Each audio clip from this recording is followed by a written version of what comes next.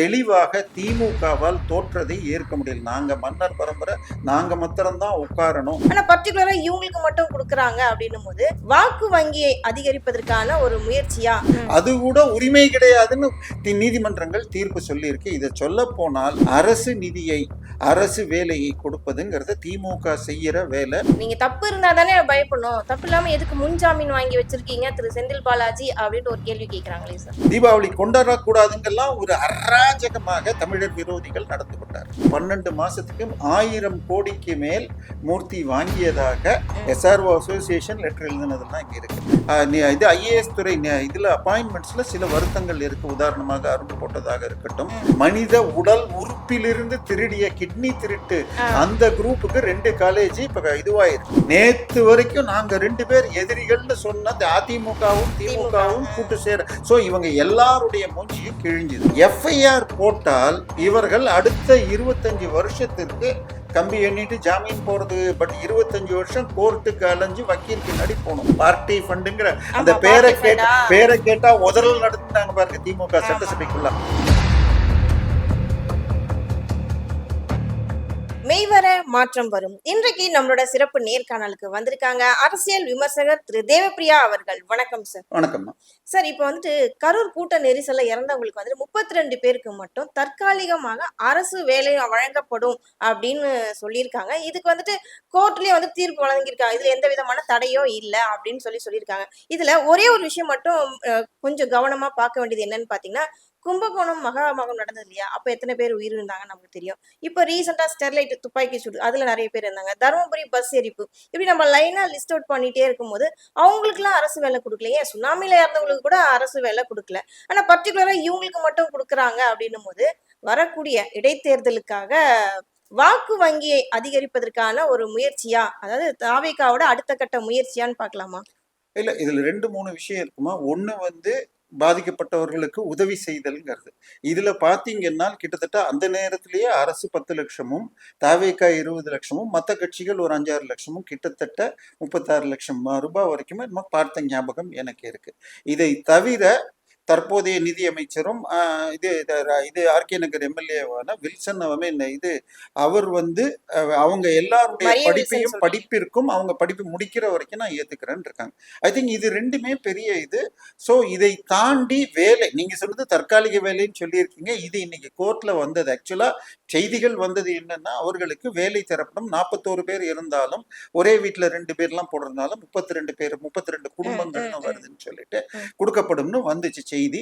இன்னைக்கு கேட்டப்ப தற்காலிக வேலை கொடுக்கப்படும் இருக்கோம். உங்களுக்கு ஒரு சின்ன ஞாபகப்படுத்தணும்னு சொன்னால், அஜித்குமார் மரணம் போலீஸ் லாக்கப்ல அவருடைய சகோதரருக்கு வேலையும் ஏதோ ஆவின்ல தற்காலிக வேலை தான் கொடுத்தாங்க.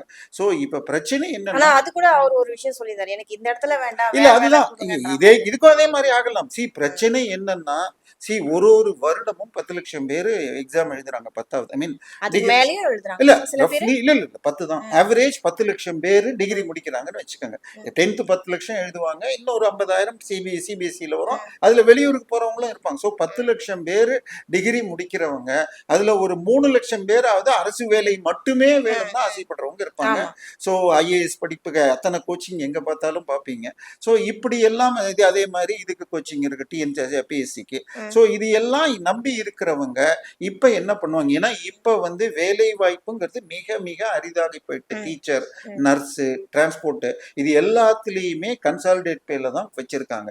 ஈவன் நேற்றைய தினம் டாஸ்மாக்ல 25% இன்க்ரீஸ் கொடுத்தது கூட அவங்கள பர்மனன்ட் பண்ணல, கன்சாலிடேட் பேயை இன்க்ரீஸ் பண்ணி அதுலயும் இஎஸ்ஐ பிடிக்கப்படும்னு சொல்லியிருக்காங்க. ஸோ இன்க்ரீஸ்லயும் ஒரு அமௌண்ட்டை இப்ப பிடிக்க போறாங்கன்னு அர்த்தம். ஸோ இப்ப இதுல உதவி செய்வதை முழுமையாக வரவேற்கிறோம். அரசு வேலை என்பது தகுதியுள்ள நபர்களுக்கு அப்படித்தான் கொடுக்கணும். கம்பேஷனேட் கிரவுண்டுங்கிறது உங்க அம்மாவோ அப்பாவோ அண்ணனோ அங்க இருந்து சர்வீஸ்ல இருந்தப்ப இறந்திருந்தா கொடுக்கறதே, அது கூட உரிமை கிடையாதுன்னு நீதிமன்றங்கள் தீர்ப்பு சொல்லி இருக்கு. இதை சொல்ல போனால் அரசு நிதியை, அரசு வேலையை கொடுப்பதுங்கிறத திமுக செய்யற வேலை.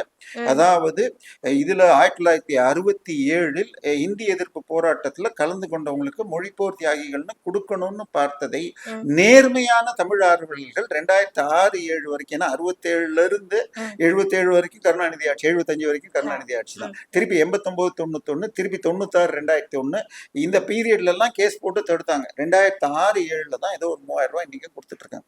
சரி, இது வந்து யாரை வேணாலும் ஒரு 2 நாள் அந்த டைத்துல ஜெயில இருந்தா சேர்த்துற முடியுங்கிற மாதிரி. சோ இவை தடுக்கணும். இதை அரசியலானா எல்லாமே அரசியல் தான். அவர் மூச்சு விட்டாலும் அரசியல் தான், நடந்தாலும் அரசியல் தான், எது பண்ணாலும் அரசியல் இருக்கும். அதனால நம்ம அவர் போய் ஆறுதல் சொல்றதுங்கிறது ஒரு நல்ல விஷயம். பட் இடைத்தேர்தல் அங்க வருது, ஏன்னா கரூர் விஜயபாஸ்கரும் மாறி இருக்காங்கிற ஒரு காரணம் இருக்கு. பட் இதை தாண்டி அவர் நான் வந்து ஜெயிச்சப்புறம் இல்ல, நான் இப்ப வரலன்னு பார்க்காதீங்க, ஜெயிச்சப்புறம் ஒரு மாவட்டத்துக்கு ஒரு மாநிலத்துக்கு வருவேன்னு சொன்னார். இது வரைக்கும் எதுவும் போல. சோ அதை செய்யட்டும். விஜய்க்கு நம் நேரம் கொடுக்கணுமா? இன்னும் ஒரு 3-4 மாதங்கள் அவர் புரிந்து செயல்படணும். சில செயல்பாடுகள் ரொம்ப நல்லா இருக்கு, சிலது வெற்றி விளம்பரங்களாக தெரிகிறது. ரெண்டும் இருக்கு. ஓகே சார், இதுல இன்னொரு விஷயம் நம்ம பேச வேண்டிய டாபிக் என்னன்னு பார்த்தீங்கன்னா, சங்கர்ராமன் கொலை வழக்கு நம்ம எல்லாருமே பார்த்துட்டு தான் இருந்தோம். சங்கர்ராமன் அவர் கொலை செய்யப்பட்ட நமக்கு தெரியும். அந்த டைம்ல வந்துட்டு ஆட்சியில இருந்து நம்ம ஜெயலலிதா அம்மையார் வந்துட்டு பாதிக்கப்பட்ட குடும்பத்துல ஒரு மகனுக்கு அரசு வேலை கொடுத்தாரு. அதாவது தன்னோட தனிப்பட்ட அதிகாரத்தை பயன்படுத்தி. ஏன்னா இந்த இடத்துல ஏன் இதை சொல்றேன்னா, அந்த கேஸ் வந்து வழக்குல இருக்கும் போதே அவங்க வந்து அரசு வேலையை வழங்கியிருக்காங்க. இது ஒரு பக்கம் போயிட்டு இருக்கு. இன்னொரு பக்கம் நீட் எக்ஸாம்ல அனிதான்ற ஒரு பிள்ளை இறந்தா இல்லையா, அவங்க குடும்பத்துக்கும் அரசு வேலை கொடுத்தாங்க இல்லையா. இது வந்துட்டு ஒரு முதலமைச்சரா எடுக்கக்கூடிய ஒரு முடிவா சார் இது? இல்ல, அதுதான் சொல்றேன். இது எல்லாமே அவங்களுக்கு டிஸ்கிரிஷனரி பவர்னு நிறைய உண்டு. அதில் செய்யப்படுபவை பெரும்பாலும் தவிர்க்க வேண்டும். இன்னும் சொல்ல போனால் ஸ்டாலினுடைய ஆட்சியில் இந்த இந்தியன் ஏர்போர்ஸ் நடத்திய ஏர் ஷோல ஒரு 5 பேர் இறந்தாங்க. இது வந்து அரசாங்க நிகழ்ச்சி. அதுல அரசாங்கம் சரியாக ஏற்பாடு பண்ணாததால் இறந்தவர்களுக்கு கொடுத்ததாக தெரியல.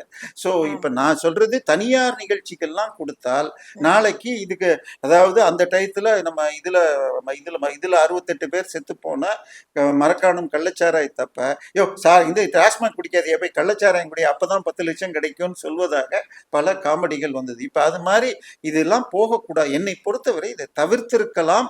நீங்க எந்த மாதிரி உதவி வேணா செய்யலாம். உங்களுடைய நிறுவனங்கள், உங்கள் கட்சி எம்பி எம்எல்ஏ இவங்களுக்கெல்லாம் கல்வி நிறுவனங்களோ தொழில் கூடங்களோ இருக்குன்னா அதுல கொடுக்கலாம். இப்ப எப்படி இவர் ஆர்கே நகர் எம்எல்ஏ சொன்னாரோ அந்த மாதிரி பண்ணலாம். அரசு வேலை என்பது தவிர்த்தல் நல்லதுங்கிறதா நம்ம பார்வை. நீதிமன்றங்களும் ஒரு அளவுக்கு மேல இதை விமர்சித்தால் நீங்க வந்து யாரோ ஒரு இவங்களுக்குங்கிற மாதிரி இது கொண்டு போயிடுவாங்க.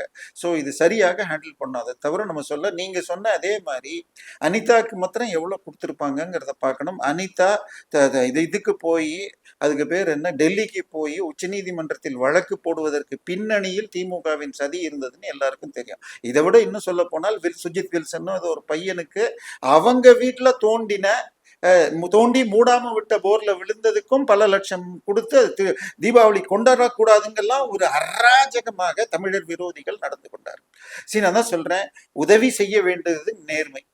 அரசாங்க வேலை என்பது மிக மிக மிக அரிது. வருஷத்துக்கு 10 லட்சம் வச்சுக்கோங்க. ஒருத்தன் 21 வயசுல முடிச்சுட்டு 28 வயசு வரைக்குள்ளதான் அரசாங்க வேலைக்கு ட்ரை பண்ண முடியும். அவன் 7 வருஷம் போராடி படிச்சுட்டு வரவனுக்கு இருக்கிற 100 வேலையை இந்த மாதிரி எல்லாம் கொடுத்துட்டா வம்பு. தவிர்ப்பது நல்லது. கோர்ட்டுகள் சில நேரங்களில் உடனடியாக தீர்ப்பு சொல்றதில்லை. இன்னைக்கு தற்காலிக வேலை கொடுக்கலாம், நான் இது பர்மனன்ட் ஆகாதுன்னு சொல்லணும்னு ஒரு கண்டிஷனை போட்டிருக்காங்க. இப்ப வந்து கிட்டத்தட்ட தாவேக ஆட்சி 55 நாட்களை கடந்து ஆட்சி பண்ணிட்டு இருக்காங்க. என்ன கேட்கறா, நாங்க ஊழல் இல்லாத ஆட்சியை நாங்க நடத்திட்டு இருக்கோம், லஞ்ச ஒழிப்புல வந்து நம்ம ரொம்ப அதி தீவிரமா இருக்கும் அப்படின்னு சொல்லியிருக்காங்க. அப்படி பார்க்கும்போது இப்ப லஞ்ச ஒழிப்பு கம்மியா இருக்குன்னு நினைக்கிறீங்களா? இல்லம்மா, செய்திகள் 2 தரப்பாகவும் வருது. நான் சொல்றது சில விஷயங்களில் ரொம்ப நேர்மையா நடக்கிறதாக வருது. உதாரணமாக SROல, ஏன்னா நம்ம போய் ரெஜிஸ்ட்ரேஷன் பண்ணினா நேரடியா ரெஜிஸ்டரையும் பார்க்க முடியாது, புரோக்கர்களை வச்சுக்கிட்டு இருக்கோம். குறைந்தபட்சம் ஒரு 10 லட்சம் ரூபா ப்ராப்பர்ட்டியை ரெஜிஸ்டர் பண்ணணும்னா 25,000 30,000 ரூபா கொடுக்காம உங்களால டாக்குமெண்ட்டை வாங்க முடியாது. அதுக்கு அவர்கள் சொன்ன காரணம், போன 5 வருஷம் ஒரு எந்தெந்த SROல தினசரி பல லட்சம் வருமோ, எந்தெந்த SRல பல ஆயிரம் வருமோங்கிறதுக்கு ஏற்ற மாதிரி ரேட் ஃபிக்ஸ் பண்ணி 11 மாசத்துக்கு ஒரு தடவை நம்பர் A கேட்டகரிக்கெல்லாம் 1 கோடி ரூபாய், 12 மாசத்துக்கு டிரான்ஸ்ஃபர் பண்ணுவாங்க. திருப்போரூர், குன்றத்தூர் எங்க ரிஜிஸ்ட்ரேஷன் அதிகம் இருக்கோ அங்க, எங்க கம்மியா இருக்கோ அதுக்கு அடுத்த லெவல் 50 லட்சம். இப்படி 12 மாசத்துக்கு 1000 கோடிக்கு மேல் மூர்த்தி வாங்கியதாக SRO அசோசியேஷன் லெட்டர் எழுதினதெல்லாம் இங்க இருக்கு. பட் இந்த ஆட்சியில கிட்டத்தட்ட 200 பேருக்கு எந்தவித ரூபாய் வாங்கலன்னு வருது. அதே மாதிரி இதுல அப்ரூவல்ஸ் எல்லாம் நல்லா கிடைக்குதுன்னு சிலது வருகிறது. அதே நேரத்தில் போன வாரம் மாத்ருபூமியில உங்களுக்கு இங்க இருந்து மணல் கல்குவாரி கடத்தல்ல இது பிடிச்சு அதை இப்ப க்ளோஸ் பண்ணியிருக்காங்க. அதான் 2 தரப்பும் வருதுமா. பட் நல்ல ஒரு முயற்சி தெரிகிறது. It is too early to comment either side. சரி, திரு விஜய் அவர்கள் ஆட்சி செஞ்சப்போ ஒரு வித்தியாசம் என்னன்னு சொன்னால், இதில் ஆல்மோஸ்ட் 90% ஆஃப் எம்எல்ஏஸுக்கே சட்டசபைங்கிறது புதுசு. விஜயும் புதிதாக வந்திருக்காரு. ஸோ அவங்க கத்துக்கிட்டு செய்யணும், டைம் கொடுக்கணும். இன்டென்ஷன்ஸ் ரொம்ப நல்லா இருக்கு. அவர் முதல் நாள் சொன்ன பொழுதே இது பண்ணது. இப்ப சட்டசபையிலையும் நான் தொடமாட்டேன், விட மாட்டேன், தொட்டவர்களை விட மாட்டேன்னு சொல்லியிருக்காரு. ஸோ இந்த இன்டென்ஷன் நல்லா இருக்கு. இது இம்ப்ளிமெண்டேஷன் இருக்கான்னு பார்த்தால் சமீபத்தில் ரிஜிஸ்டர் ஆஃபீஸ்ல இருக்கிற அத்தனை டிரான்ஸ்ஃபர்ஸுமே எந்தவித லஞ்சமும் இல்லாமல் அப்படிங்கிறாங்க. அதே மாதிரி இந்த பள்ளி கல்வியில் தனியார் பள்ளிகளுக்கு கொடுத்த லைசன்ஸ்ல ஊழல். ஸோ இதெல்லாம் ரொம்ப நல்லா இருக்கு. பட் சில இடங்களில் சின்ன சின்ன விஷயங்கள் வந்துட்டு இருக்கு. But it is too early. நம்ம இந்த இதுல பண்ண வேண்டாம். இன்டென்ஷன்ஸ் நல்லா இருந்து சின்சியராக அவர் செய்தால் வாய்ப்பு இருக்கிறது அப்படிங்கிறதா எடுத்துக்கணும். ஸோ கொஞ்சம் வெயிட் பண்ணுவோம். பட் போலீஸ் துறையிலையும் இது IAS துறை இதுல அப்பாயின்மெண்ட்ஸ்ல சில வருத்தங்கள் இருக்கு. உதாரணமாக அருண் போட்டதாக இருக்கட்டும். இது அதே மாதிரி இப்ப சாய்குமாருக்கு எக்ஸ்டென்ஷன் கேட்கிறாங்க. இப்ப இந்த இவருக்கு அவர் 2015ல அதானியோடு சோலார் பவரை 7 ரூபா 1 பைசாக்கு 25 வருஷம் அக்ரிமெண்ட் போட்டிருக்காரு. இன்னைக்கு 2.25 ரூபாய். அப்ப எதுக்கு 25 வருஷம் போட்டிருக்கணும்? 5 வருஷம் போட்டிருந்தா 2020ல மாறி இருக்கும். 10 போட்டிருந்தா கூட 25. 2.25 ரூபாய்க்கு கிடைக்கிற பவரை அவருக்கு இப்ப 3 மாசம் எக்ஸ்டென்ஷன் கேட்டுறாங்க.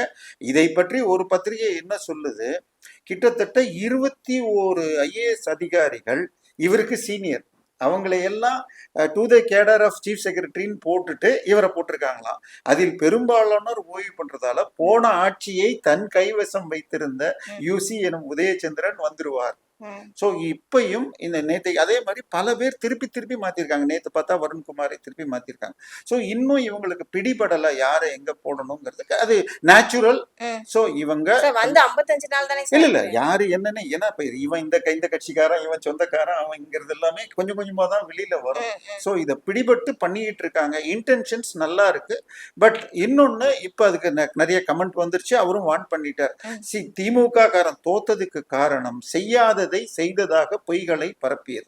1 ரூபாய்க்கு செஞ்சா எப்படி சொல்றீங்க? அவங்க என்ன சொல்றாங்கன்னா, நாங்க செஞ்சதுதான் இப்ப வந்து தாவேக்காரங்க நாங்க செஞ்சிட்டோம் மாத்தட்டிக்கிறாங்க அப்படிங்கிறாங்க. பில்டிங் கட்டுறது இதுதான் திட்டம்னா அது எல்லாரும் பண்ணலாம். பட் முதலீடு கொண்டு வந்ததுன்னு சொன்னால் நீங்க எத்தனை கொண்டு வந்தீங்கன்னு வெள்ளை அறிக்கை கேட்டா கொடுக்கல. பட் நேற்றைக்கு உதாரணமாக 15,000 கோடிக்கு ஏதோ ஒரு கம்பெனியோட சைன் பண்ணிருக்கோங்கிறாங்க. ஆக்சுவலா எடுத்து பார்த்தால் அவங்க 800 கோடி தான் இந்த வருஷம் கொண்டு வர போறாங்க. 15 வருஷத்துல இம்ப்ரூவ்மெண்ட்டை பார்த்து ஃபியூச்சர்ல கொண்டு இப்ப ஆக்சுவல் இன்வெஸ்ட்மெண்ட் என்னவோ அதைத்தான் சொல்லணும். ஸோ இது மாதிரி பல லட்சம் அவங்க சொன்ன மாதிரி அதே மாதிரி பல நிறுவனங்கள் அவங்க போட்ட சைனாலையும் போயிருக்கு. சரி, இவங்க உதாரணமாக 650 சீட்டு மெடிக்கல் சீட்டு போகுங்கிறாங்க. அதுல என்ன கொடுமைன்னு சொன்னால் மனித உடல் உறுப்பிலிருந்து திருடிய கிட்னி திருட்டு அந்த குரூப்புக்கு 2 காலேஜ் இப்ப இதுவாயிருக்கு. சோ இந்த போன பீரியட்ல அதுக்கு FIR போடல. இவங்க போட்டாங்களான்னு எனக்கு தெரியல. ஏன்னா என்ன பண்ணாங்கன்னா ஏதோ ஒரு ஆக்ஷன் எடுக்கணும்னு சொல்லிட்டு நோட்டீஸ் கூட கொடுக்காம அவங்க உடல் உறுப்பு மாற்று சிகிச்சை பண்ணக்கூடாதுன்னாங்க. அதை காரணமா காட்டி அது கேன்சல் ஆயிடுச்சு. ஆனால் FIR இன்னைக்கு வரைக்கும் போடப்படல. சோ இது மாதிரி ஸ்டெப்புகளை வேகமா எடுக்கணும். சோ என்னை பொறுத்த வரைக்கும் நல்ல முயற்சிகள் தெரிகிறது. தொடர்ந்தால் நல்ல மாற்றம். இப்போ இதுலயே கூட நம்ம இன்னொரு விஷயம் பேசலாம். என்னன்னு பாத்தீங்கன்னா, இவங்க குற்றம் சாட்டிட்டே இருந்தாங்க. நீங்க வந்து குதிரை பேரம் பண்றீங்கன்ட்டு இவங்க மேல குற்றம் சொன்னாங்க. ஆனா சமீபத்துல வந்து முன்னாள் அமைச்சர்கள், திமுக அமைச்சர்கள் எல்லாருமே வந்துட்டு இப்ப இருக்க தாவேகா அமைச்சர்கள்ட்ட வந்து குதிரை பேரம் பேசுறாங்க. எக்ஸாம்பிள் ஊத்தங்கரை MLA எடுத்துக்கலாம், ஸ்ரீவைகுண்டம் MLA, இவங்கள்ட்ட எல்லாம் போயிட்டு 50 கோடி 35 கோடி பேரம் பேசுறாங்க. இதுல இன்னொன்னு ஹைலைட்டான விஷயம் என்னன்னு தாவேகாரங்க சொல்றாங்கன்னா, நீங்க தப்பு இருந்தா தானே பயப்படணும், தப்பு இல்லாம எதுக்கு முன்ஜாமீன் வாங்கி வச்சிருக்கீங்க திரு செந்தில் பாலாஜி அப்படின்ட்டு ஒரு கேள்வி கேட்கிறாங்களே சார். இல்ல 2 விஷயங்கள். தாவேகா குதிரை பேரம் பண்ணிச்சான்னா தாவேகாவை மக்கள் அந்த நிலைமைக்கு வச்சுட்டாங்க. 107 108ங்கிறது ஒரு 80ன்னு வச்சுங்க, வேண்டாம் இன்னொரு எலெக்ஷனை ஃபேஸ் பண்றேன்னு ஒதுங்கி இருக்க முடியும். ஸோ 108ங்கிறது ஐ மீன் இது ஒரு டஃப்பானது. வேண்டான்னு சொன்னா இவ்வளவு உங்களை நம்பி போட்டோம், கொஞ்சம் சின்னதா பண்ணக்கூடாதான்னு மக்கள் போட்ட ஆணை. இன்னொரு பக்கம் நேத்து வரைக்கும் நாங்க 2 பேர் எதிரிகள்னு சொன்ன அதிமுகவும் திமுகவும் கூட்டு சேர. சோ இவங்க எல்லாருடைய மூஞ்சியும் கிழிஞ்சுது.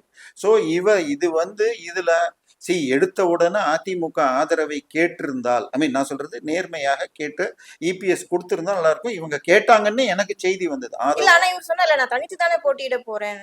இல்ல அதெல்லாம் முடிஞ்சா கூட இந்த தீர்ப்பு வந்த பிறகு இந்த எலெக்ஷன் திமுக ஜெயிக்கணுமா தோக்கணுமாங்கிறதான் தேர்தல். 5 வருஷம் அவங்க ஆட்சி பண்ணிட்டாங்க. சோ அவங்க தோத்ததுனால எடப்பாடி இதற்கு வெளியில இருந்தோ உள்ள இருந்தோ ஆதரவு கொடுத்திருக்கணும். கேட்கப்பட்டது. அவருக்கு பிடி கொடுக்காம போக இவங்க உடனடியாக ஆபரேஷன் கவர்மெண்ட்னு ட்ரை பண்ணிட்டாங்க. ஆனால் பிரச்சனை என்னன்னா திமுக ஆட்சி பிடிக்கிறதுக்காக பண்ணல. எஃப்ஐஆர் போட்டால் இவர்கள் அடுத்த 25 வருஷத்திற்கு கம்பி எண்ணிட்டு ஜாமீன் போறது, ஜாமீன் தற்காலிக கைது ஜாமீன் நடக்கிறது ஒண்ணு. பட் 25 வருஷம் கோர்ட்டுக்கு அலைஞ்சு வக்கீல் பின்னாடி போனோம். வெறும் 23 கோடி ரூபாய் ஏமாத்தினாங்க பேங்க்ல. அந்த எஃப்ஐஆரை எடுத்துக்கிட்டு தான் திரு KN நேரு தம்பி கம்பெனிக்கு போனப்ப கிடைச்சதுல 3 எஃப்ஐஆர் வந்திருக்கு. பார்ட்டி ஃபண்டுங்கிற அந்த பேரை கேட்டா உதறல் நடந்தாங்க பாருங்க திமுக சட்டசபைக்குள்ள. அந்த ப்ரூஃப் அதுலதான் இருக்கு. சோ இப்ப இந்த ஒன்னொன்னுக்கும் எஃப்ஐஆர் போட்டால் உதயநிதியுடைய வலது கையான சிற்றரசு பணம் வாங்கிட்டு வேலை கொடுக்கலன்னு அந்த கட்சியை சேர்ந்தவரே இப்ப போய் வீடியோ எல்லா இடத்துலயும் கொடுத்திருக்காரு. சோ அப்படி இது அதே மாதிரி ஒரு பிக் இந்த ஸ்ட்ரீட்ல ஃபுட் ஸ்ட்ரீட்டா மாத்தி லைசன்ஸ் கொடுக்கறேன்னு வாடகைன்னு ஏமாத்தினாங்க. சபரீசன் அவர்கள் உடைய தம்பின்னு சொல்லிக்கிட்டு அவருக்கு நாங்க எனக்கு 38 லட்சம் தரல, 42 கோடிக்கு இது வாங்கி கொடுத்தோம் சோலார் லைசன்ஸ்ன்னு சொல்லிட்டு விஷ்ணு உப்பா எலக்ட்ரிக்கல் தேனி கம்ப்ளைண்ட் கொடுத்திருக்காரு. சோ நேரடியாக சபரீசன் உதயநிதி வரைக்கும் நீள்கிறது. இன்னும் 12 அமைச்சர்கள் மற்றும் 4 எம்பிக்கள் வரைக்கும் இவை போய் இந்த எஃப்ஐஆர்லாம் அடுத்த 2 மாசத்துக்குள்ள போட்டுட்டாங்கன்னா இவங்க அடுத்த 20 வருஷம் கோர்ட்டுக்கு தான் அலைஞ்சிட்டு இருக்கணும். இந்த எஃப்ஐஆர் போடாம இருக்கிறதுக்கு இந்த ஆட்சி கலைஞ்சிடுச்சுன்னா 25ஆம் தேதி இல்ல 26ஆம் தேதி சட்டமன்றம் கூறி 28ஆம் தேதி இது பாஸ் பண்ணுவாங்க, பட்ஜெட் வருங்கிறாங்க. சோ இதுக்கு முன்னாடி இது கலைய வச்சு விட்டால் இது சட்டமன்றத்தை கலைத்து விட்டு இன்னைக்கு இருக்கிற ஸ்டேஜ்ல இது பண்ண முடியாது. ஜனாதிபதி ஆட்சின்னு 6 மாசத்துக்கு தேர்தல் வேணா அதுக்குள்ள இவங்க என்னென்ன அழிக்க முடியுமோ அந்த ஒரு நோக்கத்தை நோக்கி இந்த இதுல சக்சஸ் ஆறது ரொம்ப ரொம்ப கஷ்டம்னு தெரிஞ்சால் கூட அவசரப்பட்டு செஞ்சிருக்காங்க. கரெக்டான ஆக்சுவலா ஜூன் 22 விஜய் பர்த்டே அன்னைக்கு நடக்கும்னு நானே சில சேனல்ல பேசினேன். அன்னைக்கு நடந்த பொழுது இவங்க விட்டு கொடுக்காம டிராப்பை போட்டு காரணத்தோட பிடிச்சிருக்காங்க. இன்னைக்கு அந்த இது யார் முதலில் கூட்டி போனாரோ அவருடைய அலுவலகத்துல 50 லட்சம் பிடித்ததாக நேத்தோ இன்றைக்கு செய்தி வருகிறது. சோ தெளிவாக திமுகவால் தோற்றதை ஏற்க முடியல. நாங்க மன்னர் பரம்பரை, நாங்க மாத்திரம்தான் உட்காரணும், சோ வேற யாரையும் விடமாட்டேன்னு பண்ணதுல மாட்டியிருக்காங்க. தெளிவான ஆதாரங்களோடு நிரூபித்து அவர்கள் மீண்டும் தேர்தலையே நிக்காம செய்யணும். வெறும் இது கேஸ் போட்டு கம்ப்ளைண்ட் போடாம அந்த லெவலுக்கு போனாதான் மக்களுக்கு திமுக என்பது தீய சக்திங்கிறது தெளிவும் சந்தேகம் இல்லாம புரியும். சோ கரெக்டா போயிட்டு இருக்கு. போலீஸ் இதை கரெக்டா முடிச்சாங்கன்னா ரொம்ப நல்லா இருக்கும். ரொம்ப நன்றி சார். பல தகவல் மக்களுக்கு புரியுற மாதிரி சொன்னீங்க. தொடர்ந்து பேசுவோம். நன்றி, வணக்கம்.